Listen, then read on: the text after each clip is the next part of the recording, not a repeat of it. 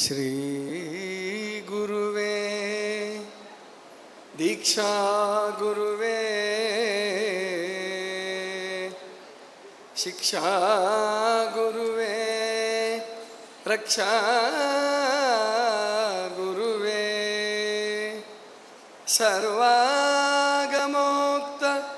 ಕಣ ಗುರುವೇ ಶಿವಯೋಗ ಧರ್ಮಾರ್ಥ ಭೋಗ ಗುರುವೇ ತ್ಯಾಗ ಗುರುವೇ ಸುಧೀ ಗುರುವೇ ವಾಚಾ ಗುರುವೇ ಭವರೋಗಹರ ಶರಣಾದೆ ಬಸವ ಮಹಾ ಗುರು ನಿಮಗೆ. ವಿಶ್ವಗುರು ಮಹಾಮಾನವತ್ವಾದಿ ಬಸವಣ್ಣನವರನ್ನು ಹೃದಯ ಮಂದಿರದಲ್ಲಿ ಸ್ಮರಿಸುತ್ತಾ ಮಹಾಮಹಿಮರು, ಬಯಲುಕಾಯಿ ಸಿದ್ಧರು, ಶೂನ್ಯ ಪೀಠಾಧ್ಯಕ್ಷರು ಆದಂತಹ ಅಲ್ಲಮ ಪ್ರಭುದೇವರನ್ನು, ಚಿನ್ಮಯ ಜ್ಞಾನಿ ಶಟಸ್ಥಲ ಚಕ್ರವರ್ತಿ ಚನ್ನಬಸವಣ್ಣನವರನ್ನು ಹೃದಯ ಮಂದಿರದಲ್ಲಿ ಸ್ಮರಿಸಿ ಬಸವ ಸಂಸ್ಕೃತಿ ಅಭಿಯಾನ ಕೊಪ್ಪಳದ ಈ ಕಾರ್ಯಕ್ರಮದ ಸಾನ್ನಿಧ್ಯವನ್ನು ವಹಿಸಿರುವಂತಹ ಎಲ್ಲ ಪೂಜ್ಯ ಗುರುಗಳ ಮತ್ತು ಪೂಜ್ಯ ಮಾತೆಯರ ಚರಣಾರವಿಂದಗಳಲ್ಲಿ ಶರಣುಗಳನ್ನು ಸಲ್ಲಿಸಿ, ವೇದಿಕೆಯ ಮೇಲೆ ಉಪಸ್ಥಿತರಿರ್ತಕ್ಕಂತಹ ಎಲ್ಲ ರಾಜಕೀಯ ಮುಖಂಡರುಗಳು, ಸಮಾಜದ ಗಣ್ಯರು, ಜಾಗತಿಕ ಲಿಂಗಾಯತ ಮಹಾಸಭಾದ ಪದಾಧಿಕಾರಿಗಳು ಮತ್ತು ಸೇರಿರ್ತಕ್ಕಂಥ ಎಲ್ಲ ಸದ್ಭಕ್ತ ಬಂಧುಗಳೇ, ತಾಯಂದಿರೇ, ಮಕ್ಕಳೇ, ಎಲ್ಲರಿಗೂ ಶರಣು. ಬಂಧುಗಳೇ, ಇವತ್ತಿನ ವಿಷಯ ನನಗೆ ಕೊಟ್ಟಿರ್ತಕ್ಕಂಥದ್ದು ಅಥವಾ ನಾನೇ ಆಯ್ಕೆ ಮಾಡಿಕೊಂಡಿರ್ತಕ್ಕಂಥದ್ದು ಬಸವ ಸಂಸ್ಕೃತಿಯಲ್ಲಿ ಸ್ವಾತಂತ್ರ್ಯದ ಪರಿಕಲ್ಪನೆ. ಇಲ್ಲಿ ಬಸವ ಸಂಸ್ಕೃತಿ ಅಂತ ಯಾಕೆ ಹಾಕಿದ್ದಾರೆ ಅಂದರೆ, ಸಂಸ್ಕೃತಿ ಅಭಿಯಾನ ಇರೋದರಿಂದ ಬಸವ ಸಂಸ್ಕೃತಿಯಲ್ಲಿ ಸ್ವಾತಂತ್ರ್ಯದ ಪರಿಕಲ್ಪನೆ ಅಂತ ಇದೆ. ಆದರೆ ವಾಸ್ತವಿಕವಾಗಿ ಬಸವ ಧರ್ಮದಲ್ಲಿ ಸ್ವಾತಂತ್ರ್ಯದ ಪರಿಕಲ್ಪನೆ. ಒಂದು ಇತಿಹಾಸದ ಸಂದರ್ಭವನ್ನು ಜ್ಞಾಪಕ ಮಾಡ್ಕೊಳ್ತೀನಿ. ನಾನು PUC ಓದ್ತಾ ಇದ್ದೆ 91-92ನೇ ಇಸ್ವಿ, 90-91ನೇ ಇಸ್ವಿ. ಆವಾಗ ವಿಶ್ವದ ಇತಿಹಾಸ ಇತ್ತು. ಪ್ರಥಮ ವರ್ಷದ PUC. ಅದರಲ್ಲಿ ಫ್ರಾನ್ಸ್ ಕ್ರಾಂತಿ ಬಗ್ಗೆ ಹೇಳ್ತಾ ಇದ್ದರು. ಫ್ರಾನ್ಸ್ ಕ್ರಾಂತಿ ಬಗ್ಗೆ ಹೇಳುವಾಗ ಆ ಫ್ರಾನ್ಸ್ ಕ್ರಾಂತಿ ನಡೆಯೋದಕ್ಕೆ 3 ಮೌಲ್ಯಗಳ ಕಾರಣ. ಅದು ಒಂದು ಸ್ವಾತಂತ್ರ್ಯ, ಸಮಾನತೆ ಮತ್ತು ಸಹೋದರತೆ. ಅದರಲ್ಲೂ ವಿಶೇಷವಾಗಿ ರೂಸೋ ಮತ್ತು ಇಮ್ಯಾನ್ಯುಯಲ್ ಕ್ಯಾಂಟ್ ಅನ್ನುವಂತಹ ಇನ್ನೊಬ್ಬ ವ್ಯಕ್ತಿ, 3 ಜನರ ಸಾಹಿತ್ಯದ ಪರಿಣಾಮವಾಗಿ ಫ್ರೆಂಚ್ ದೇಶದಲ್ಲಿ ಕ್ರಾಂತಿ ನಡೀತು ಅಂತೇಳಿ ನಾವು ಓದ್ತಾ ಇದ್ವಿ. ಆಗ ನಿಜವಾಗಿ ನನಗೇ, ಹಾಸನದಲ್ಲಿದ್ದಂತಹ ನನಗೆ ಬಸವ ಕಲ್ಯಾಣ ಗೊತ್ತಿಲ್ಲ, ಕೂಡ ಸಂಗಮ ಗೊತ್ತಿಲ್ಲ, ಮತ್ತು ಬಸವಣ್ಣನವರು ಧರ್ಮಗುರು ಅಂತ ಆಗಲಿ, ಅವರು ಸ್ವಾತಂತ್ರ್ಯ, ಸಮಾನತೆ ಮತ್ತು ಸಹೋದರತೆಗಾಗಿ ಹೋರಾಟ ಮಾಡಿದರು, ಅನುಭವ ಮಂಟಪ ಸ್ಥಾಪನೆ ಮಾಡಿದರು ಅಂತ ಏನೂ ಗೊತ್ತಿಲ್ಲ. ಅಂದರೆ ನಮ್ಮ ಕರ್ನಾಟಕದಲ್ಲಿಯೇ, ಕನ್ನಡದಲ್ಲಿಯೇ ನಡೆದಂತಹ ಒಂದು ಕ್ರಾಂತಿ, ಒಂದು ಧರ್ಮ ಸ್ಥಾಪನೆ ನನ್ನಂಥ ಒಬ್ಬ PUC ಹುಡುಗನಿಗೆ ಹಾಸನದವರೆಗೂ ತಲುಪಿಲ್ಲ ಅಂತಂದರೆ, ಶರಣರ ಇತಿಹಾಸದ ಬಗ್ಗೆ, ಶರಣರ ಐತಿಹಾಸಿಕ ಸಂಗತಿಗಳ ಬಗ್ಗೆ ಎಷ್ಟು ಅವಜ್ಞತೆ ನಡೆದಿದೆ, ಉದಾಸೀನತೆ ಅಥವಾ ಉದ್ದೇಶಪೂರ್ವಕವಾಗಿ ಅದನ್ನು ಕೈ ಬಿಡಲಾಗಿದೆ ಅಂತ ಅನ್ನಿಸ್ತಾ ಇದೆ ಇವಾಗ. ಆ ಪರಿಕಲ್ಪನೆಯಲ್ಲಿ ಯೋಚನೆ ಮಾಡ್ತಾ ಹೋದಾಗ 12ನೇ ಶತಮಾನದಲ್ಲಿ, ಅಂದರೆ ಫ್ರೆಂಚ್ ಕ್ರಾಂತಿಗಿಂತ ಸುಮಾರು 400 ವರ್ಷಗಳ ಮೊದಲೇ ಕೇವಲ ಸ್ವಾತಂತ್ರ್ಯ, ಸಮಾನತೆ, ಸಹೋದರತೆ ಒಂದೇ ಅಲ್ಲ, ಮನುಕುಲದ ಸ್ವಾತಂತ್ರ್ಯತೆ. ಯಾವುದೋ ಒಂದು ದೇಶ ಅಥವಾ ರಾಜ್ಯ ಅಥವಾ ಒಂದು ಪ್ರಜಾಪ್ರಭುತ್ವ ವ್ಯವಸ್ಥೆ ಅದಕ್ಕೋಸ್ಕರ ನಡೆದಂಥ ಕ್ರಾಂತಿ ಅಲ್ಲ ಇದು.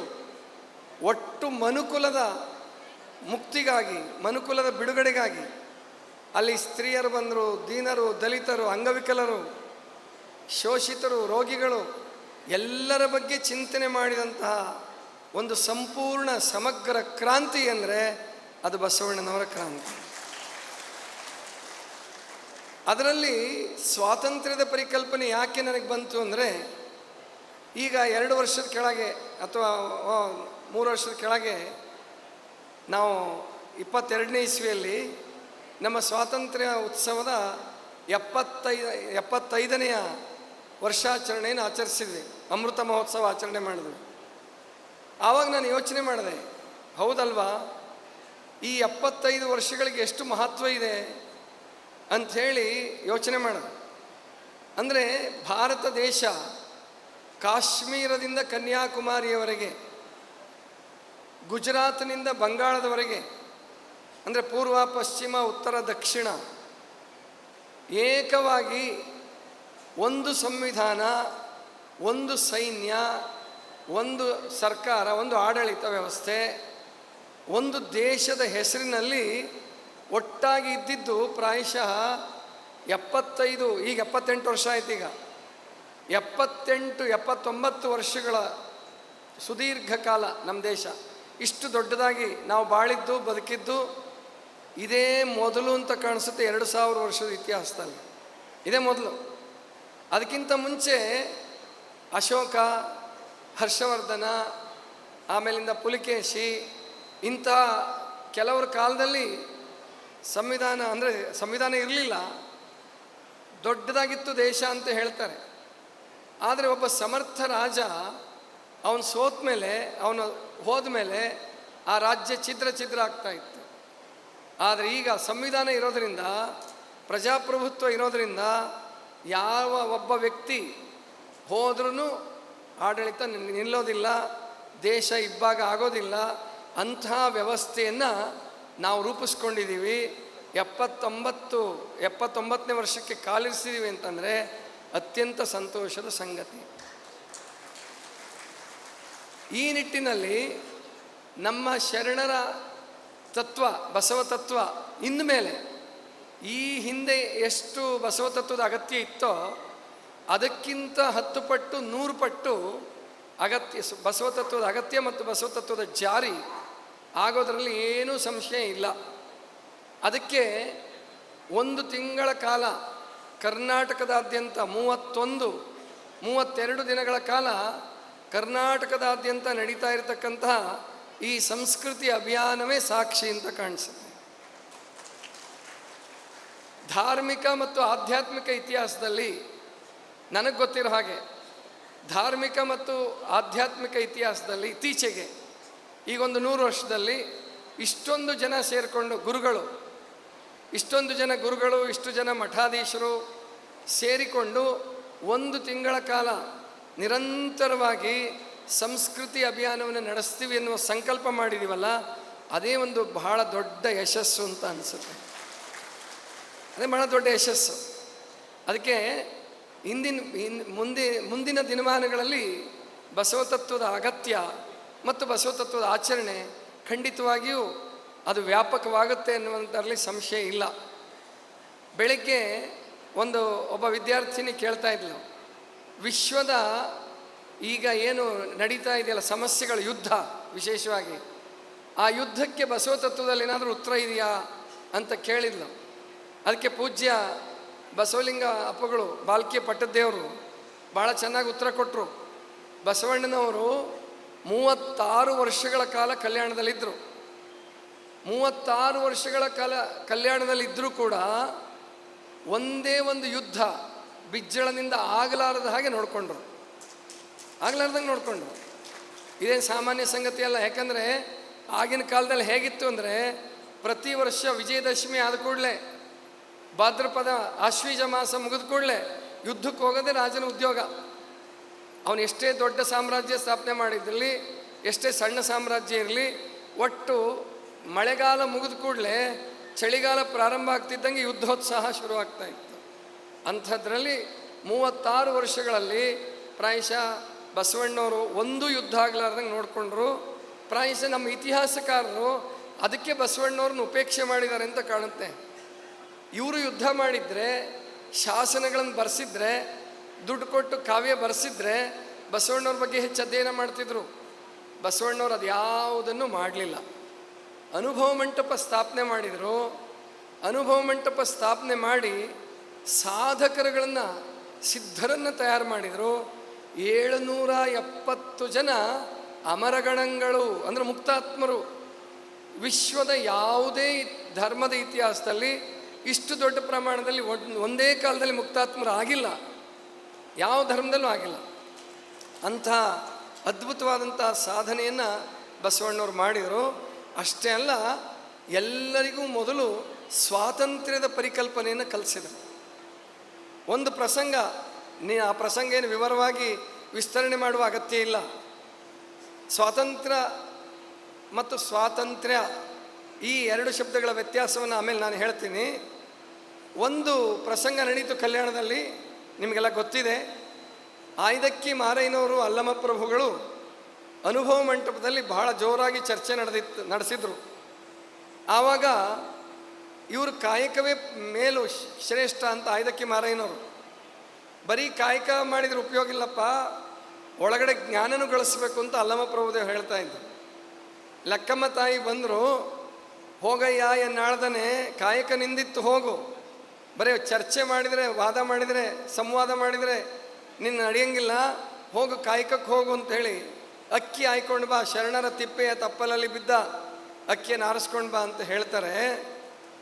ಮಾರಯ್ಯನವರು ಹೋಗ್ತಾರೆ, ಅವಸರವಾಗಿ ಹೋಗ್ತಾರೆ. ಅವತ್ತು ಬಸವಣ್ಣವ್ರ ಮಹಾಮನೆ ಹತ್ರನೇ ಅಕ್ಕಿ ಆಯೋದಿರ್ತದೆ. ಬಸವಣ್ಣವರು ಉದ್ದೇಶಪೂರ್ವಕವಾಗಿ ಸ್ವಲ್ಪ ಜಾಸ್ತಿ ಸುರಿದ್ಬಿಟ್ಟಿದ್ರು, ಜಾಸ್ತಿ ಸುರಿಸಿದ್ರು. ಮಾರಯ್ಯನವ್ರು ಬಡ ಬಡ ಬಡ ಹೋದರು, ಬರ ತುಂಬಿಕೊಂಡ್ರು, ಬಂದರು. ಮುಂದೆ ಏನು ಮಾಡಿದರು ಆಯ್ದಕ್ಕಿ ಲಕ್ಕಮ್ಮನವ್ರು ನಿಮಗೆ ಗೊತ್ತಿದೆ. ಈ ಸಕ್ಕಿ ಆಸೆ ನಿನಗೇಕೆ, ಹೋಗಿ ಸುರಿದು ಬಾ ಅಂದರು. ಆ ಮಾತನ್ನು ಪಾಲಿಸಿದಂತಹ ಮಾರಯ್ಯನವರು ಹೋದರು, ಸುರಿದು ಬಂದರು. ಬರೀ ಸುರಿದು ಬರಲಿಲ್ಲ, ಲಕ್ಕಮ್ಮ ತಾಯಿಯವರು ಹೇಳಿದರು, ನಮ್ಮನ್ನು ಶರಣರು ಬಡವರು ಅಂತ ತಿಳ್ಕೊಂಡಿದ್ದಾರಲ್ಲ ಬಸವಣ್ಣವರು, ಎಲ್ಲರಿಗೂ ಪ್ರಸಾದಕ್ಕೆ ಕರಗಿದೆ, ಎಲ್ಲರಿಗೂ ವಿಭೂತಿ ವೇಳೆ ಕೊಟ್ಟು ಪ್ರಸಾದಕ್ಕೆ ಆಮಂತ್ರಣ ಮಾಡ್ರಿಂದರು. ಶರಣರೆಲ್ಲರೂ ಪ್ರಸಾದಕ್ಕೆ ಬಂದರು. ಇಷ್ಟ ಭೋಜನವನ್ನು ಮಾಡಿ ನೀಡಿದ್ರಂತೆ ಆಯ್ದಕ್ಕಿ ಲಕ್ಕಮ್ಮನವರು. ಅಂದರೆ ಅಕ್ಷಯ ಪಾತ್ರೆಯ ಸಿದ್ಧಿ ಆಯಿತು. ಆವಾಗ ಬಸವಣ್ಣನವರ ಬಾಯಿಂದ ಒಂದು ಮಾತು ಬಂತು, ಒಂದು ವಚನ ಹೊರಬಿತ್ತು. ಮನೆ ನೋಡ ಬಡವರು, ಮನ ನೋಡ ಘನ, ಸೋಂಕಿನಲ್ಲಿ ಶುಚಿ, ಸರ್ವಾಂಗ ಕಲಿಗಳು, ಪಸಾರ ಕನುವಿಲ್ಲ, ಬಂದ ತತ್ಕಾಲಕ್ಕುಂಟು, ಕೂಡಲ ಸಂಗನ ಶರಣರು, ಸ್ವತಂತ್ರ ಧೀರರು ಅಂತ ಹೇಳಿದರು. ನೋಡಿ, ಬಸವಣ್ಣವ್ರಿಗೆ ನನ್ನ ಅಕ್ಕಿ ಸುರಿದ್ರಲ್ಲ ವಾಪಸ್ಸು ಅಂತ ಸಿಟ್ಟಿಲ್ಲ, ಸಿಟ್ಟು ಬರಲಿಲ್ಲ ಅವರಿಗೆ. ಅದರ ಬದಲಾಗಿ ಶರಣರ ಸ್ವಾತಂತ್ರ್ಯ ಪ್ರವೃತ್ತಿ ಎಷ್ಟು ಚೆನ್ನಾಗಿದೆಯಲ್ಲ, ಸ್ವತಂತ್ರ ಧೀರರು. ಪ್ರಾಯಶಃ ಈ ಸ್ವತಂತ್ರ ಅನ್ನೋ ಶಬ್ದ ವಚನ ಸಾಹಿತ್ಯದಲ್ಲಿ 100ಕ್ಕಿಂತ ಹೆಚ್ಚು ಸಾರಿ ಬಳಕೆ ಆಗಿದೆ. 100ಕ್ಕಿಂತ ಹೆಚ್ಚು ವಚನಗಳಲ್ಲಿ ಸ್ವತಂತ್ರ ಅನ್ನುವ ಶಬ್ದ ಬಳಕೆ ಆಗಿದೆ. ಅಂದರೆ ಬ್ರಿಟಿಷರು ಬಂದಿರಲಿಲ್ಲ ಭಾರತಕ್ಕೆ, ಪೋರ್ಚುಗೀಸರು, ಡಚ್ಚರು, ಫ್ರೆಂಚರು ಯಾರೂ ಬಂದಿರಲಿಲ್ಲ, ಬರ್ತಾರೆ ಅನ್ನೋ ಕಲ್ಪನೆಯೂ ಇರಲಿಲ್ಲ. ಅಂತಹ ಸಂದರ್ಭದಲ್ಲಿ ಭಾರತ ದೇಶಕ್ಕೆ ಎಚ್ಚರಿಕೆ ಕೊಟ್ಟರು, ಸ್ವತಂತ್ರ ಪ್ರಿಯರಾಗ್ರಿ, ಸ್ವತಂತ್ರರಾಗ್ರಿ ಅಂತ ಹೇಳಿದರು. ಏನು ಹೇಳ್ತಾನೆ ಅವರು? ಮನೆ ನೋಡ ಬಡವರು, ಘನಮನ ಸಂಪನ್ನರು. ಮನೆ ನೋಡ ಬಡವರು, ಮನ ನೋಡ ಘನ, ಧನದಲ್ಲಿ ಬಡವರು ಆದರೆ ಘನಮನ ಸಂಪನ್ನರು. ಅಂದರೆ ಶರಣರು ಸ್ವಾತಂತ್ರ್ಯ ಹೆಂಗೆ ಗಳಿಸಿದ್ರು?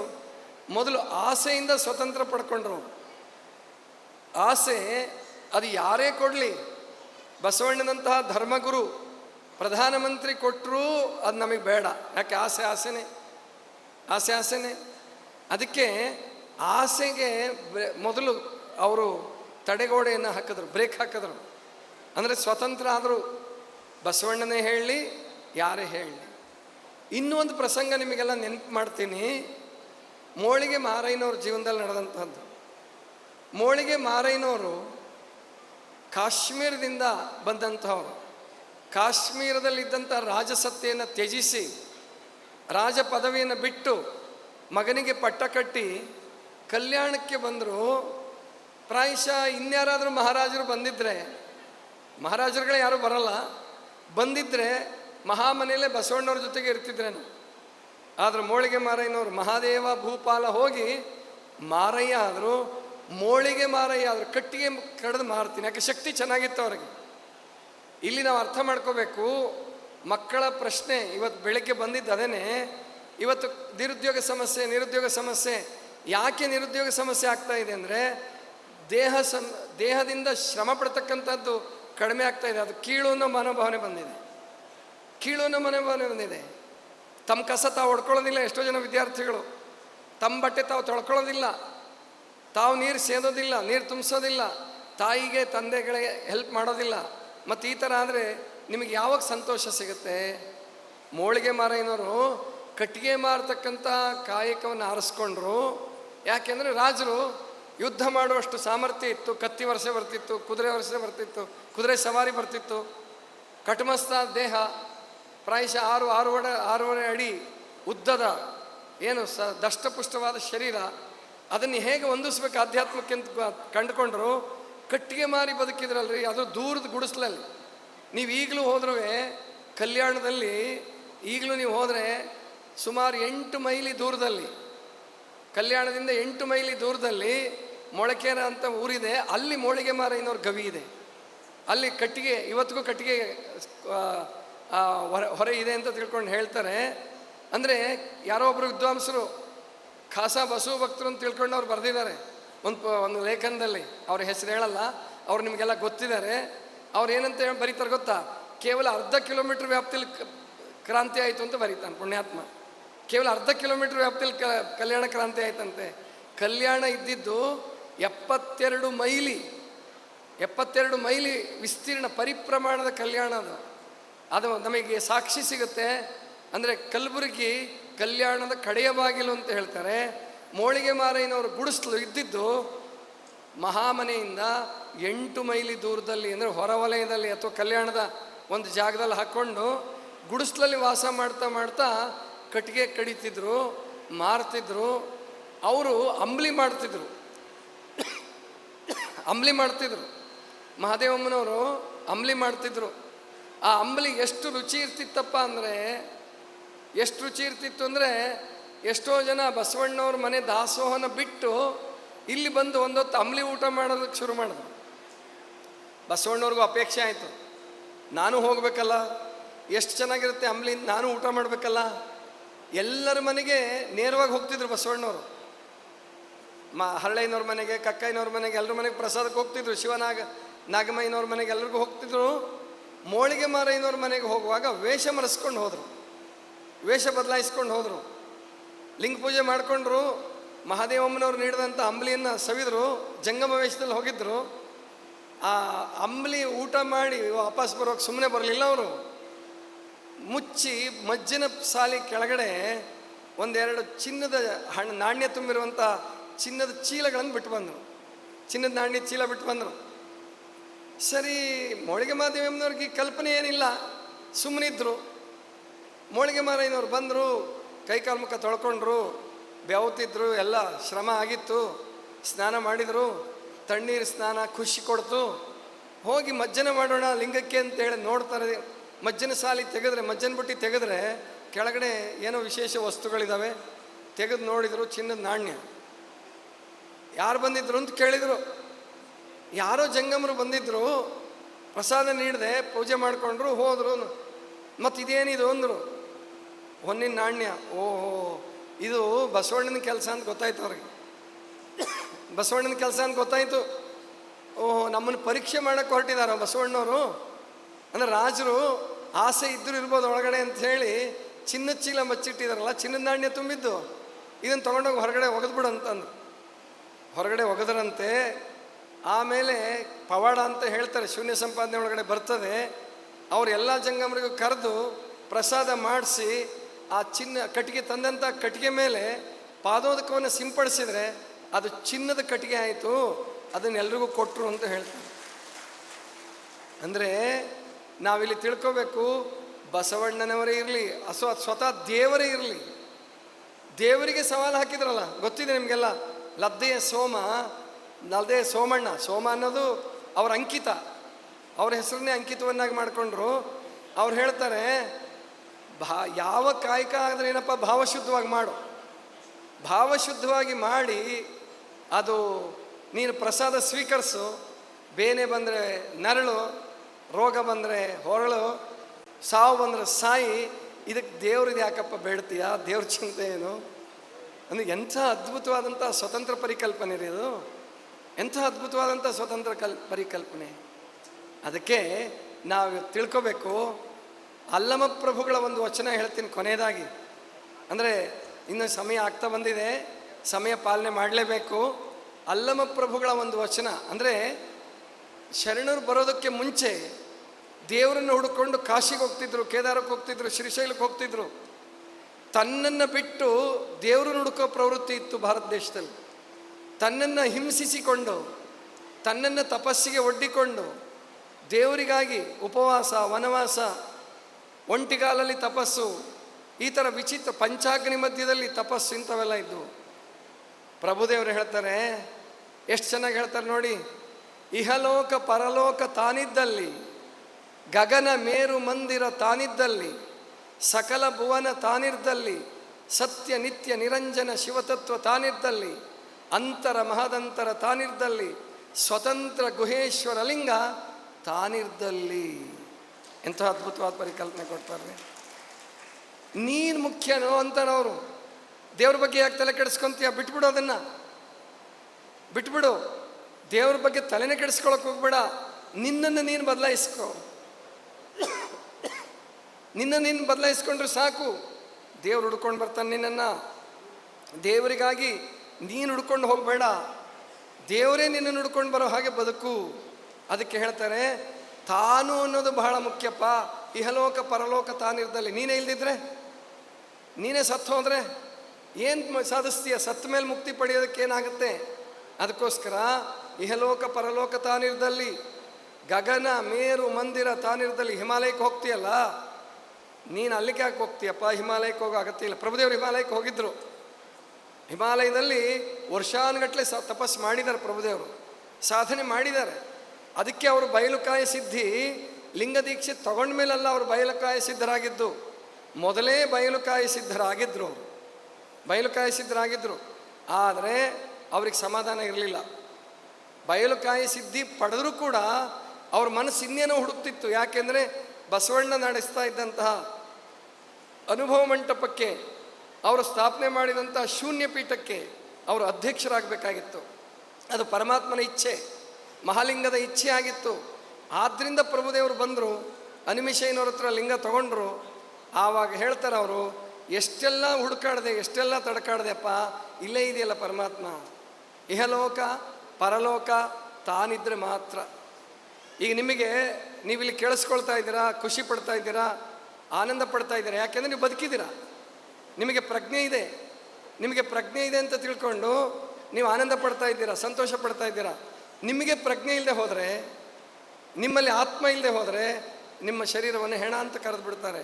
ಅಂದರೆ ನಾವಿಲ್ಲಿ ತಿಳ್ಕೋಬೇಕು, ದೇವರನ್ನು ಬಿಟ್ಟು ತಾನು ಸಿದ್ಧಪುರುಷನ ಆಗಬೇಕು. ಆವಾಗ ದೇವರೇ ಹುಡುಕೊಂಡು ಬರ್ತಾನೆ ಅನ್ನೋಷ್ಟರ ಮಟ್ಟಿಗೆ ಸ್ವಾತಂತ್ರ್ಯವನ್ನು ಘೋಷಣೆ ಮಾಡಿದರು. ಆ ಸ್ವಾತಂತ್ರ್ಯ ಇವತ್ತಿನ, ಅಂದರೆ ಇವತ್ತದು ಸಂವಿಧಾನದತ್ತವಾಗಿ ಎಲ್ರಿಗೂ ಬಂದಿದೆ, ಸಂವಿಧಾನದತ್ತವಾಗಿ ಎಲ್ರಿಗೂ ಬಂದಿದೆ. ಅದರ ದುರುಪಯೋಗ ಆಗೋಕ್ಕೆ ಶುರುವಾಗಿದೆ. ಇವಾಗ ಸ್ವಾತಂತ್ರ್ಯದ ದುರುಪಯೋಗ ಆಗ್ತಾ ಇದೆ. ಅಂದರೆ ಧರ್ಮ ಸ್ವಾತಂತ್ರ್ಯ ಇದೆ ಎಲ್ರಿಗೂ. ಧರ್ಮದಾಚರಣೆ ಮಾಡ್ತೀವಿ ಅಂತ ತಿಳ್ಕೊಂಡು 21ನೇ ಶತಮಾನದಲ್ಲೂ ಕೂಡ ಮೂಢನಂಬಿಕೆಯ ಕಡೆಗೆ ಜಗತ್ತು ಹೋಗ್ತಾ ಇದೆ. ಮೊನ್ನೆ ನಡೆಸಿದಂಥ ವಿಘ್ನೇಶ್ವರನ ಪೂಜೆ, ಮಹಾರಾಷ್ಟ್ರ ವಿಘ್ನೇಶ್ವರನ ಪೂಜೆಯನ್ನು ನಾಡ ಹಬ್ಬ ಅಂತ ಘೋಷಣೆ ಮಾಡಿಬಿಡ್ತು. ಸರ್ಕಾರದಿಂದ ಗ್ರ್ಯಾಂಟ್ ಕೊಡ್ತಾರೆ. ಸುಮಾರು 6 ಲಕ್ಷ ಗಣಪತಿಗಳನ್ನು ಬಿಟ್ಟಿದ್ದಾರೆ ತಗೊಂಡೋಗಿ. ಅಂದರೆ ಎಷ್ಟು ಟನ್ ಮಣ್ಣು ತುಂಬಿಸ್ದಂಗೆ ಆಯಿತು ನಾವು ನೀರಿಗೆ. ಎಷ್ಟು ಟನ್ ಮಣ್ಣನ್ನು ನೀರಿಗೆ ತುಂಬಿಸಿದ್ವಿ ದೇವರ ಹೆಸರಲ್ಲಿ, ಅದರಿಂದ ಏನೂ ಪ್ರಯೋಜನ ಆಗಲಿಲ್ಲ, ಏನೂ ಪ್ರಯೋಜನ ಆಗಲಿಲ್ಲ. ಇದು ಸ್ವಾತಂತ್ರ್ಯದ ದುರ್ಬಳಕೆ ಅಷ್ಟೇ. ಪಟಾಕಿ ಹೊಡೆದು ಜೀವ ಕಳ್ಕೊಂಡ್ರು, ಕಣ್ಣು ಕಳ್ಕೊಂಡ್ರು, ಕೈ ಸುಟ್ಕೊಂಡ್ರು, ಎಷ್ಟೋ ಜನ ಸತ್ತು ಹೋದರು, ಏನು ಪ್ರಯೋಜನ? ಅದಕ್ಕೆ ಇನ್ಮೇಲೆ ಬಸವ ತತ್ವ ಜಾಸ್ತಿ ಆಗಬೇಕಾಗಿದೆ. ಆದರೂ ಒಂದು ಕಲ್ಪನೆ ಇರಲಿ ನಿಮಗೆಲ್ರಿಗೂ, ಏನಂದರೆ ಬಸವ ತತ್ವವನ್ನು ಬೇರೆ ತತ್ವ ಬೆಳೆಸ್ದಂಗೆ ಮುಸಲ್ಮಾನರು ಕ್ರಿಶ್ಚಿಯನ್ರು ಬೆಳೆಸ್ದಂಗೆ ನಿಮ್ಮ ಕೈಲಿ ಬೆಳೆಸೋಕ್ಕಾಗಲ್ಲ. ಯಾಕೆ ಅಂದರೆ ಆಹಾರ ಪದ್ಧತಿಯಲ್ಲಿ ನಮಗೆ ರಿಸ್ಟ್ರಿಕ್ಷನ್ ಇದೆ. ಮಾಂಸಾಹಾರ ಮಾಡುವಂತಿಲ್ಲ ನಮ್ಮ ಧರ್ಮದಲ್ಲಿ. ಕೊಲ್ಲೆನಯ್ಯ ಪ್ರಾಣಿಗಳ ಮೆಲ್ಲೆನಯ್ಯ ಬಾಯಿಚ್ಛೆಗೆ ಅಂತ ಹೇಳ್ತಾರೆ. ಆದ್ದರಿಂದ ನಮ್ಮ ಧರ್ಮವನ್ನು ಯಾರೂ ತಗೊಳ್ಳೋದಿಲ್ಲ. ಈಗೇನು ಯುದ್ಧ ಮಾಡ್ತಿದ್ದಾರಲ್ಲ ಅವರೆಲ್ಲರೂ ಮಾಂಸಾಹಾರಿಗಳೇ, ಎಲ್ಲರೂ ಮಾಂಸಾಹಾರಿಗಳೇ, ಮನಸ್ವೀಕಾರ ಆಗೇ ಆಗುತ್ತೆ. ಆದ್ದರಿಂದ ಅವ್ರ ಬಗ್ಗೆ ತಲೆ ಕೆಡಿಸ್ಕೊಳ್ಳೋದು ಬೇಡ. ನಾವು ಪ್ರಕೃತಿ ಯಾರ್ಯಾರಿಗೆ ಏನೇನು ಪಾಠ ಕಲಿಸುತ್ತೋ ಅವ್ರವ್ರ ಮೂಲಕನೇ ಪಾಠ ಕಲಿಸುತ್ತೆ. ಅದಕ್ಕೆ ನಾವು ಎಲ್ಲೋ ನಡೀತಕ್ಕಂಥ ಯುದ್ಧದ ಬಗ್ಗೆ ತಲೆ ಕೆಡಿಸ್ಕೊಳ್ಳೋದು ಬೇಡ. ನಮ್ಮ ಧರ್ಮವನ್ನು ನಾವು ಸರಿಯಾಗಿ ಪಾಲನೆ ಮಾಡೋಣ, ನಾವು ಸ್ವತಂತ್ರರಾಗೋಣ, ನಾವು ಆರೋಗ್ಯವಂತರಾಗೋಣ, ನಾವು ನಿಶ್ಚಿಂತರಾಗೋಣ, ನಿಜ ನಿವಾಸಿಗಳಾಗೋಣ. ಆಮೇಲೆ ನಮ್ಮನ್ನು ಹುಡ್ಕೊಂಡು ಬರಬೇಕು ಬೇರೆಯವರು. ನಾವು ಹೇಗೆ ಬದುಕಬೇಕು ಅಂದರೆ ಅಮೇರಿಕಾ ಇಂಗ್ಲೆಂಡಿಗೆ ಹೋಗಿ ನಾವು ತತ್ವ ಹೇಳಬೇಕಾದ ಅಗತ್ಯ ಇಲ್ಲ. ಅವರು ನಮ್ಮನ್ನು ಹುಡ್ಕೊಂಡು ಬಂದು ನಮ್ಮ ಬದುಕನ್ನು ನೋಡಿ ಕಲ್ತ್ಕೊಳ್ಳೋ ಹಾಗೆ ನಾವು ನೀವೆಲ್ಲ ಬದುಕೋಣ ಅಂತ ತಿಳ್ಕೊಂಡು ಹೇಳ್ತಾ ಮತ್ತೊಮ್ಮೆ ಎಲ್ಲರಿಗೂ ಶರಣುಗಳನ್ನು ಸಲ್ಲಿಸಿ ನನ್ನ ಮಾತುಗಳನ್ನು ಮುಗಿಸ್ತಾ ಇದ್ದೇನೆ.